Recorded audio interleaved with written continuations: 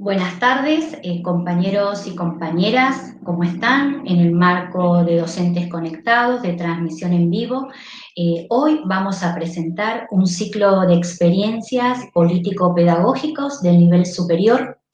Les comento que en este caso, en particular, estaremos haciendo algunas entregas de videos los días viernes y sábados a través de nuestra página web, el Facebook de Docentes Conectados y también a través de la red de delegados para que cada uno de estos videos llegue a toda la provincia e institutos superiores.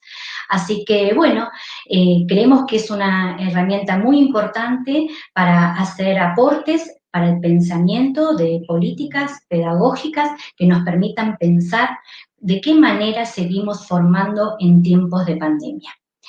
Pero antes de seguir y contarles de esta iniciativa, que también la estamos realizando con la Radio Sudaca, quiero hacer la invitación de una compañera muy querida para nosotros, que es Sandra González, directora del Instituto 29 de Merlo, uno de los institutos más grandes de la provincia. ¿Estás ahí, Sandra?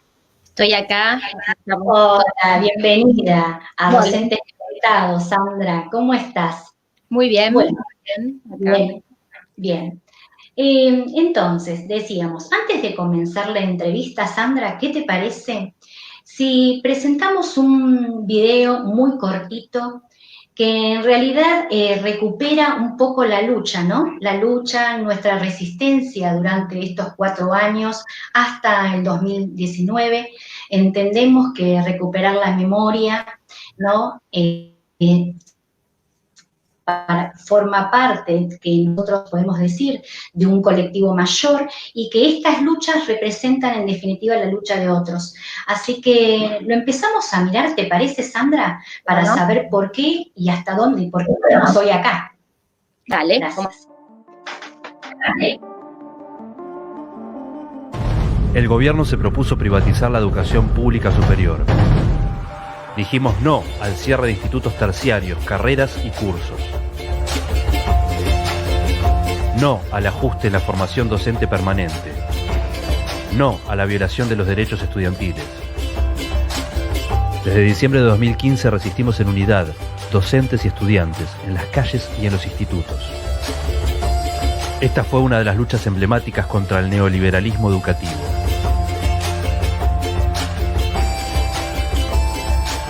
Con fuerza, vamos por una educación pública de calidad.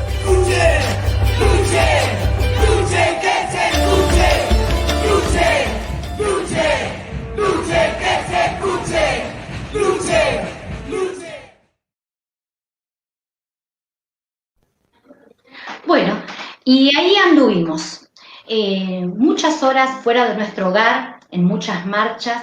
Recuerdo, por ejemplo, la represión que sufrimos los trabajadores de la educación con la instalación de la escuela itinerante.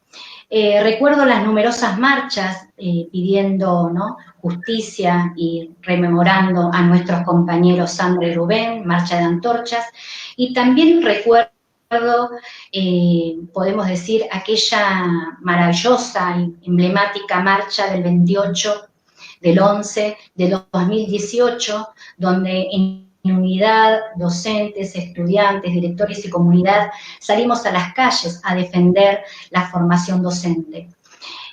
Siempre acompañados, por supuesto, de nuestro secretario general, Roberto Baradel, nuestras secretarias adjuntas generales, María Laura Torres, Sila Almazán, y por supuesto, con un protagonismo fundamental de los estudiantes terciarios organizados, que a ellos les queremos mandar un fuerte abrazo y saludo, y que seguramente vamos a seguir conversando con ellos en próximos encuentros. Bueno, Sandra, ¿qué recordás de aquellos días? ¿Nos podés contar un poquito? Bueno, la verdad que es un recuerdo doloroso, podríamos decir, ¿no? Porque, bueno, particularmente en nuestro instituto formador, en ese momento recibimos la oferta académica con un recorte sumamente importante. Nos cerraban en aquel momento 5 5 cursos de primer año, por lo tanto nos recortaban mucho nuestra matrícula y las explicaciones que recibíamos realmente no tenían un fundamento pedagógico, un fundamento que pudiéramos pensar que tenía que ver con una decisión de planificación educativa o de planificación política del desarrollo de la formación docente en la provincia de Buenos Aires. Realmente lo que veíamos allí, y en muchas ocasiones nos tocó incluso compartir con los estudiantes algunas marchas y reclamos de las que participamos, de todas, y bueno, el desconocimiento de los centros de estudiantes como un interlocutor válido en ese periodo, el desconocimiento de la realidad territorial de cada uno de los institutos y de la realidad que hacía que, por ejemplo, en un distrito como el nuestro, que faltan profesores de las ciencias naturales, de física, de química, no cerraran esos primeros años, ¿no? Entonces realmente yo lo recuerdo con mucho dolor, pero también con mucha alegría de haber tenido, yo creo que un gran triunfo, ¿no? En haber logrado que no se cerrara ninguno de esos primeros, en haberlo logrado con el conjunto de la comunidad educativa, con el conjunto de nuestros estudiantes y nuestros compañeros docentes, y con el conjunto de los sindicatos docentes también, acompañando siempre la lucha desde el territorio, ¿no? Eso me parece que es como el balance, ¿no? Si bien fueron años muy duros y de mucho sufrimiento para la docencia en general, y digamos, un emblema de eso es la pérdida de Sandra y Rubén, y realmente es un lugar donde no queremos volver, ¿no? Pero pudimos de algún modo construir en positivo en ese sentido, y en unidad pudimos lograr que no se cerraran todos los cursos que se querían cerrar, que eran, si no recuerdo más de 160 en toda la provincia de Buenos Aires, y bueno, y sostener nuestra gran matrícula, en este caso, en nuestro instituto, que además fue creciendo después de eso, ¿no? Claro, exactamente. Se nos hace como un nudo en la garganta, ¿no? Pero pudimos revertir la situación, porque mientras estábamos en la calle, también estábamos con unas increíbles experiencias que fueron los foros educativos. ¿Te acordás que en aquel momento infinitos textos y publicaciones hicimos? Participamos de debates, discusiones en las universidades, en los institutos, con directores, con los docentes, con los estudiantes. Participamos en la red de Estrado, en la Internacional de la Educación, y pudimos revertir. Pero nos sorprendió la cuarentena, nos sorprendió la pandemia, ¿no? Y para eso, si te parece, Sandra, vamos a pasar un segundo video muy cortito, donde un grupo de compañeros, directores, profesores, debaten acerca de cómo seguir formando en tiempos de pandemia y sobre todo de cómo dar inicio al ciclo lectivo de los institutos superiores, que hace aproximadamente cerca de 20 días que empezó, y en ese momento estaban discutiendo cómo pensar ese inicio. ¿Lo miramos juntas, te parece? Y seguimos comentando.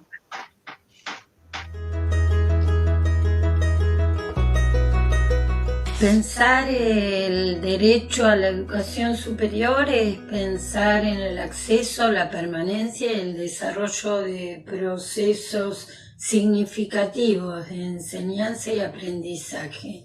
Y eso nos lleva a cuestionarnos acerca del espacio pedagógico y de las condiciones materiales en las que transcurre el aislamiento social obligatorio. Esta dinámica de trabajo virtual hace que nuestra tarea se duplique y hasta se triplique, digamos, porque estamos todo el tiempo en contacto con los estudiantes, resolviendo dudas. Para los docentes también es necesario sentirse apoyado por sus compañeros, por sus colegas, y nosotros como equipo directivo guiar y sostener a esos docentes que tienen que cambiar su forma de trabajo. Las instituciones debemos tomar decisiones en pos de garantizar el encuentro con los estudiantes, pero a la vez también garantizar el trabajo docente en situaciones cuidadas. Iremos produciendo conocimiento acerca de esta experiencia, conocimiento acerca de nuestras propias prácticas.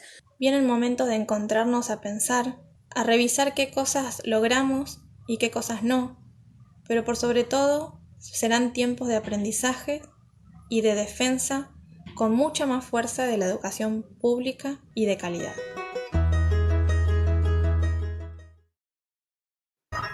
Bueno, nuevamente, ¿qué está pasando ahora, Sandra, en los institutos? ¿Qué cambios se introducen en el trabajo docente, en el trabajo de los estudiantes? ¿Cuál es el impacto en la organización institucional, en la organización curricular y especialmente del trabajo docente en este momento, Sandra? Bueno, es un momento que se presentó repentinamente, si se quiere, porque si bien habíamos empezado a transitar un pequeño inicio en la actividad en los institutos superiores con las mesas de exámenes y con el inicio del curso de ingreso o del curso inicial, donde bienvenimos de algún modo a nuestros estudiantes a este nuevo paso, esta nueva etapa en su vida, ¿no? De que es la formación docente que han elegido. Y lo pensamos, y yo escuchaba ahí a los compañeros y sobre todo a la última compañera que interviene planteando el tema de cómo queda más expuesto en esto la defensa y el valor de la escuela pública, ¿no? De la educación pública en general. Porque, bueno, entraremos ya más adelante en esos debates, pero se torna, entra la escuela a las casas, ¿no? De algún modo, y desde allí es complejo analizarlo, y es un modo distinto. En este momento nosotros, digamos, ya pasamos esa gran etapa muy difícil de tener que tomar muchas decisiones y de, si se quiere, y como le gusta decir a mi compañero vicedirector, montar un instituto paralelo en la virtualidad en estos tiempos, ¿no? Y tan rápidamente. Y lo hemos podido lograr con muchas dificultades, pero también con mucho compromiso y con mucho trabajo de todo el equipo y del equipo docente y de preceptores, también del equipo de secretaría. Y realmente tuvimos que poner sobre la mesa muchas discusiones en cuanto a la organización institucional, a los modos de enseñar y aprender en este contexto, a los modos en que de algún modo se iba transformando, si se quiere, en algún punto la enseñanza con herramientas que para muchos eran nuevas o novedosas en su tarea, que no las habían podido utilizar antes, tanto para los docentes como para los estudiantes, ¿no? Entonces, nos llevó a pensar un nuevo modo de organización institucional, un nuevo modo de organización curricular también, y un nuevo modo de contacto con nuestros estudiantes. Y esa bienvenida, si se quiere, que la hacíamos lo más cálida posible en la presencialidad, nos preguntamos mucho acerca de cómo poder hacerla cálida desde la virtualidad. Y eso fue un desafío muy grande, muy, muy grande. Con los profesores de primer año transformamos muy rápidamente, de un viernes para un lunes, esa planificación que teníamos del curso inicial presencial y de el tramo que nos faltaba con los primeros años de trabajo allí, la transformamos en un encuentro virtual que tiene otras características, ¿no? Y entonces desde ese minuto empezamos a repensar cómo nos vinculábamos con nuestros estudiantes, que son adultos, que tienen familias, que también la escuela ingresa a sus casas por otros medios, ¿no? Por sus hijos, por sus hermanos. ¿Cómo hacíamos para vincularnos con ellos y poder enseñar y que ellos puedan aprender en un proceso que se tornaba diferente? Y que además estaba mediado de alguna manera por la angustia que genera estar atravesando una pandemia a nivel mundial, ¿no? Que no es poco. Claro. Entonces, ¿cómo poníamos en su justa medida la enseñanza y el aprendizaje en el lugar correcto, ¿sí? Sin dejar de pensar que en el afuera estábamos atravesando mucho miedo, mucha angustia, que generan muchas situaciones de estar cumpliendo con el aislamiento social preventivo y obligatorio.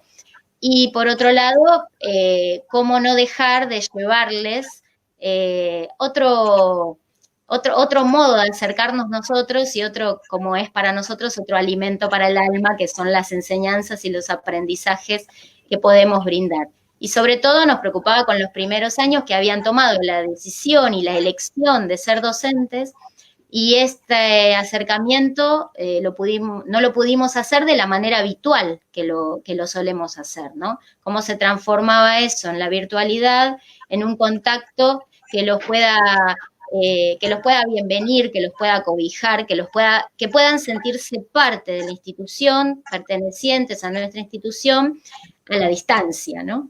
Claro. Fue un desafío muy, muy grande.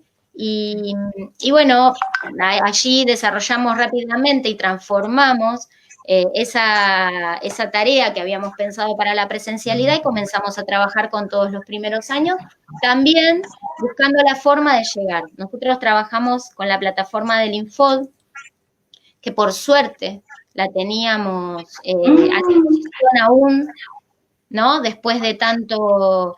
La usábamos porque éramos sede de postítulos, nosotros llegamos a tener más de 20 postítulos de formación continua en nuestra institución, al momento tenemos terminando solamente uno, lamentablemente, pero la plataforma nos permitió no tener que pensar en un desarrollo tecnológico para esa continuidad, sino que ya era una herramienta que, si bien no había sido pensada para educar en forma virtual en una carrera tan significativa, la presencialidad en ella como es la carrera docente, sí nos fue una herramienta valiosísima para inmediatamente poder ponerla en marcha y poder que sea más que un acompañamiento como la veníamos usando, sino que fuera de pleno desarrollo de la tarea educativa a partir de allí.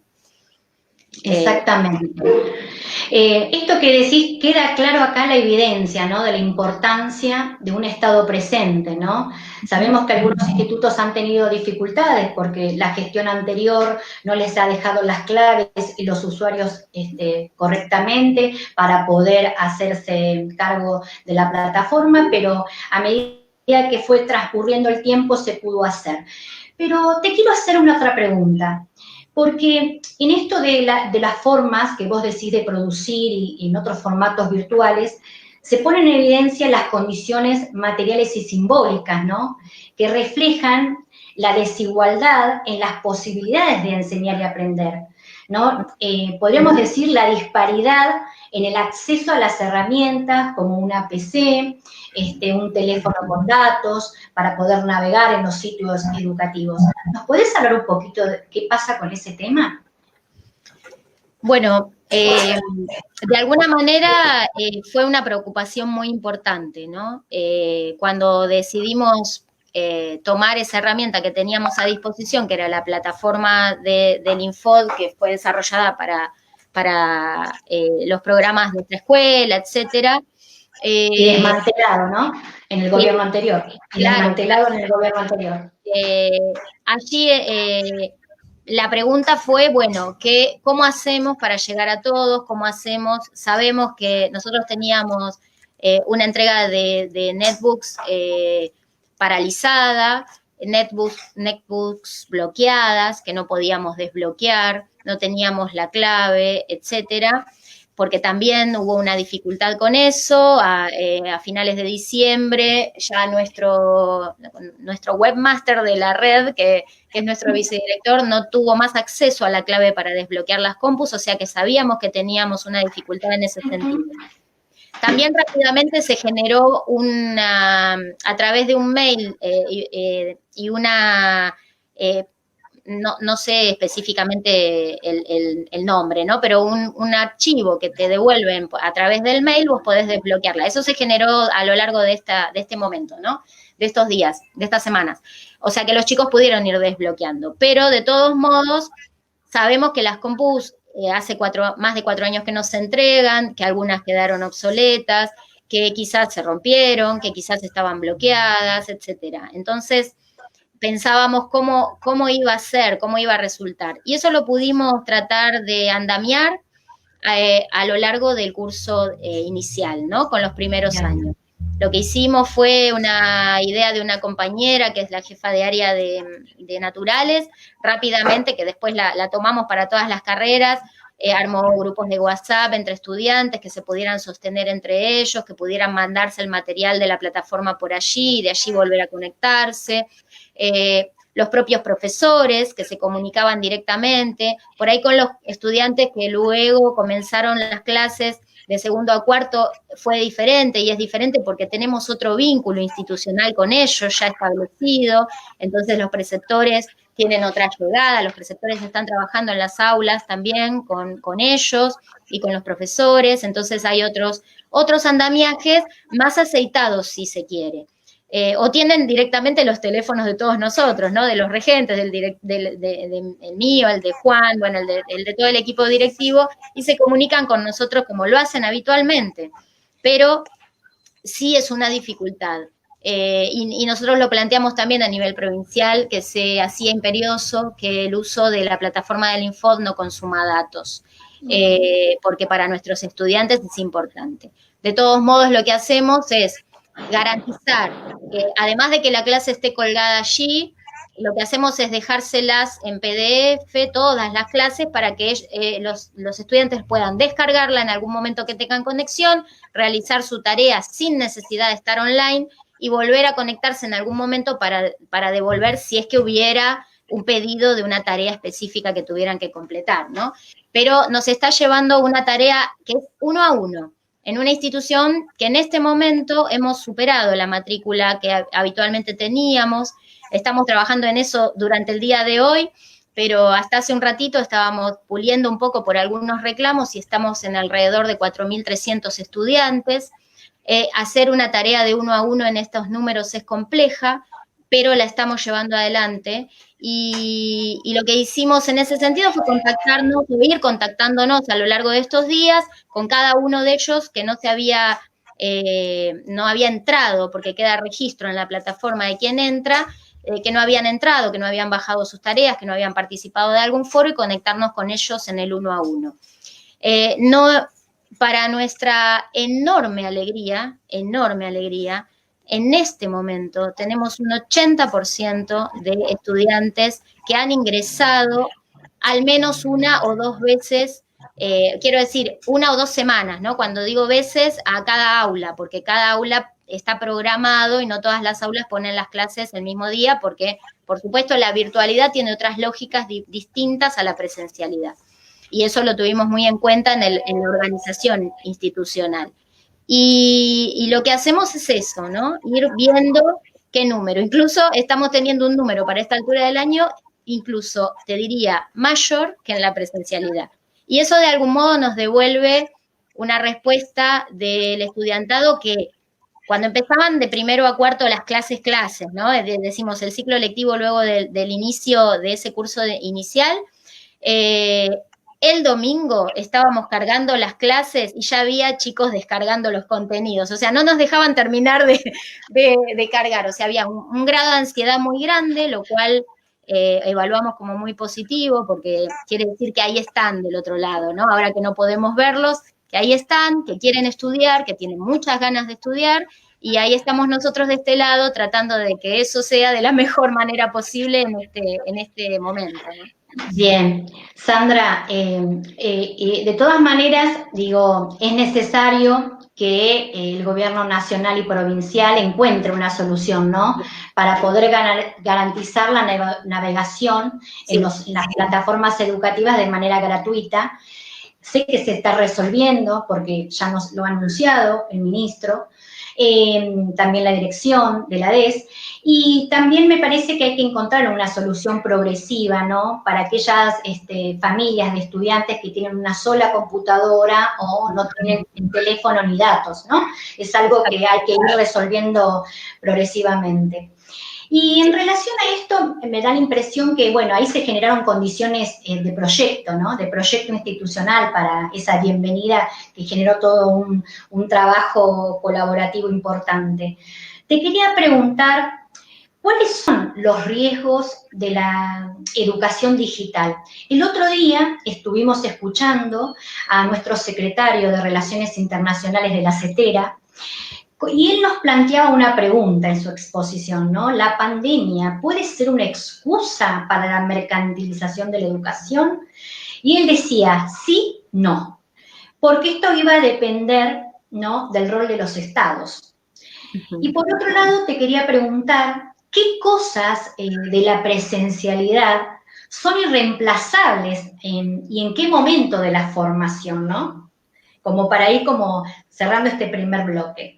Eso también fue motivo de unas arduas discusiones, como solemos tener con nuestro equipo de trabajo institucional, que son muy ricas e interesantes, ¿no? Y que seguramente nos hace tomar decisiones al discutirlo más ampliamente, no solamente en el equipo de conducción, sino después con coordinadores, jefes de área, coordinadores de carreras y algunos equipos docentes. Siempre las decisiones terminan siendo más, seguramente más completas y más representativas del conjunto, ¿no? De nuestra cultura institucional que es muy, muy rica, realmente es muy rica en su historia. Pero lo discutimos mucho pensando, bueno, nosotros estamos haciendo todo este esfuerzo, que es un esfuerzo enorme, porque sí hay algo que destacar, que es la sobrecarga laboral en este momento de todos nosotros, porque no alcanza con las 4 horas y media del cargo, con los 3 módulos o 5 módulos que cada profesor tiene, no alcanza. Ahora, nosotros decíamos, bueno, vamos a montar todo este instituto paralelo virtual, que como nos gusta decir un poco en chiste y un poco en serio, y qué riesgo tiene eso después de perder la presencialidad. Yo creo que en formación docente en particular la presencialidad es inevitable, ineludible e irreemplazable. Como lo es en cualquier situación de enseñanza y aprendizaje. Hay algo ahí de la conexión que nos enseñaba Freire, del amor por la educación, del amor por el otro y del contacto con el otro, de la mirada, ¿no? Esas profesoras y profesores que te dicen, yo quiero ver cómo miran esa clase, cómo leen, quiero verles los gestos y eso es lo que me pierdo. Y en eso que me pierdo está la retroalimentación de nuestro trabajo, porque el revisar la práctica constante, el evaluar la práctica constante que tiene, el simple hecho de dar una clase que a alguien le parecería tan simple, ahora resulta que no era tan simple, ¿no? Las mamás se lo preguntan en sus casas cuando tienen que ayudar a hacer la tarea a sus hijos, ¿cómo le explico esto? ¿Cómo le enseño esto? No me entiende. Ineludiblemente el rol del docente, el trabajo del docente, decimos mejor, me corrijo, el trabajo del docente en este momento está en el centro de la escena, ¿no? Quiero decir con esto, que todos podemos tener cabal idea de que no es cualquier trabajo, que ese vínculo dialéctico entre el grupo de estudiantes y el docente que entablan en una relación presencial, porque eso no puede darse en la virtualidad solamente, no puede llevarse adelante de otro modo que estemos todos juntos en un aula. Y además lo colectivo, ¿no? Porque lo que se pierde también, porque esto apunta a una cuestión mucho más individual, seguramente. ¿Cómo enriquece la pregunta del otro? ¿Cómo enriquece la respuesta del otro? Ese otro que es un par como estudiante, ¿no? No solamente la clase del profesor y la respuesta que me puede dar el profesor a una pregunta, sino la intervención de cada uno de esos estudiantes, cómo enriquece de conjunto, ¿no? Ahí traemos a Vygotsky, el aprendizaje, bueno, un montón de autores que hace muchos años que conocemos y que sabemos, pero acá esa ausencia se siente mucho. Ahora, con eso no queremos decir que no vale la virtualidad, por supuesto que vale. Yo veo clases maravillosas que ponen a disposición unos videos y unas simulaciones que hacen, por ejemplo, usan mucho los profesores de biología, de química, de física, ponen a disposición de los estudiantes a través de la plataforma esos recursos, que si además el estudiante no tiene, volviendo un poco enlazándolo con el punto anterior, la conexión, eso no se lo puede descargar en un PDF, quiero decir, sino que lo tiene que ver online, o lo tiene que ver con conexión a Internet, enriquece la práctica. Ahora, una cosa es pensarlo como algo que enriquece la práctica, que enriquece nuestra enseñanza, el aprendizaje, y otra cosa es pensarlo como la única herramienta. La única herramienta se vacía de todo lo demás. En cambio, la presencia te completa de todo lo demás y además podemos usar, y ahora hemos aprendido mucho, y yo lo valoro muchísimo en los profes que dicen todo el tiempo, ahora me doy cuenta que esto lo puedo usar además para tal cosa cuando podamos volver, ¿no? Entonces ya está como apropiándose de esa herramienta de la virtualidad que es valiosísima, pero que no sola no resuelve el problema de la enseñanza y el aprendizaje. Esto que traes es muy interesante, bien interesante, porque nos tendríamos que preguntar qué hacemos cuando volvamos, ¿no? Al instituto presencial. ¿Con qué nos quedamos? ¿Qué cosas queremos que queden y qué cosas queremos que no? ¿No? Es todo un debate para pensar. Bueno, yo quiero hacer como unas palabras de cierre porque el tiempo es muy pequeño que tenemos, hay otra transmisión, pero quiero decir lo siguiente. Como organización sindical hemos luchado históricamente con una fuerte convicción para subirnos y reconocernos como trabajadores de educación.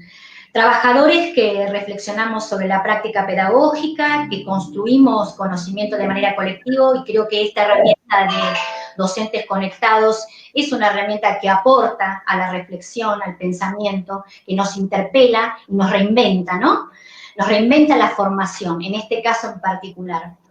Y también reconocer, ¿no?, el gran esfuerzo, compromiso, responsabilidad social de cada uno de los docentes de la provincia en este contexto de aislamiento preventivo y social, y en un contexto, podemos decir, de emergencia alimentaria, de emergencia sanitaria. Me parece que es muy importante, sabiendo que todos los institutos están haciendo un gran esfuerzo para, ¿no es cierto?, establecer, ¿no?, establecer puentes para generar ese vínculo pedagógico que hoy hablábamos al principio.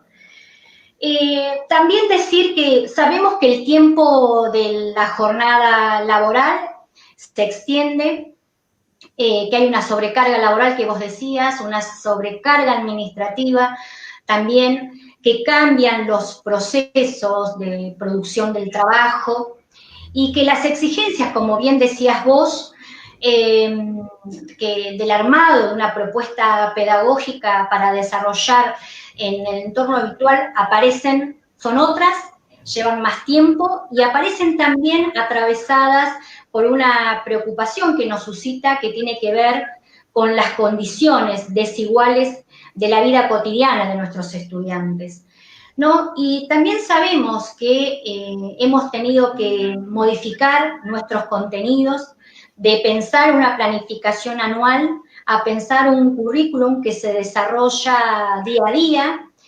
También sabemos que hay muchos temas abiertos al debate, y esto lo quiero recalcar, hay muchos temas abiertos al debate porque estamos en un contexto extraordinario.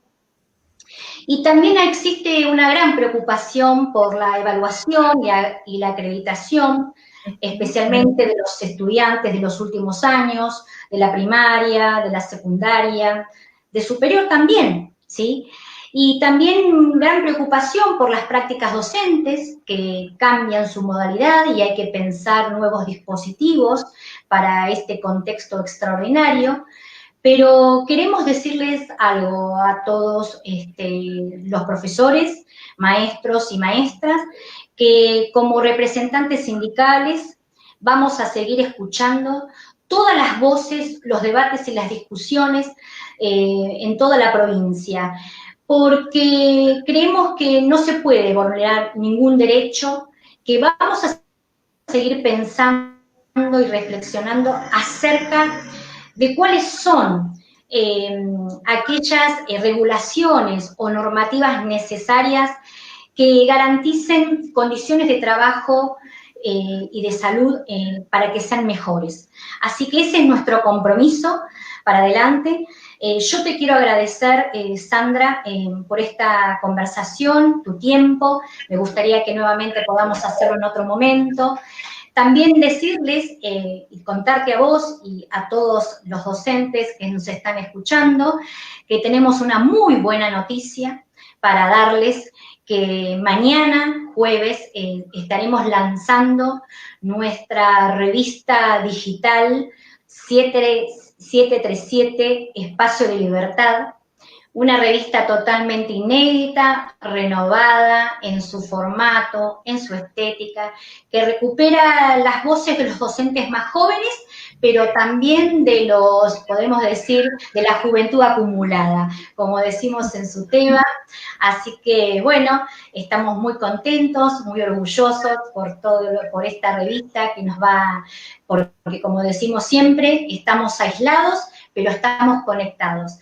Y también, antes de cerrar, hacer un fuerte agradecimiento a la Secretaría de Comunicación por esta transmisión, y bueno, y hasta el próximo ciclo de experiencias político-pedagógicas. Muchas gracias, Sandra, y un fuerte abrazo para vos y todos tus compañeros en el Instituto 29. Hasta la próxima, y un abrazo virtual para todos. Chao. Nos vemos. Chao, gracias.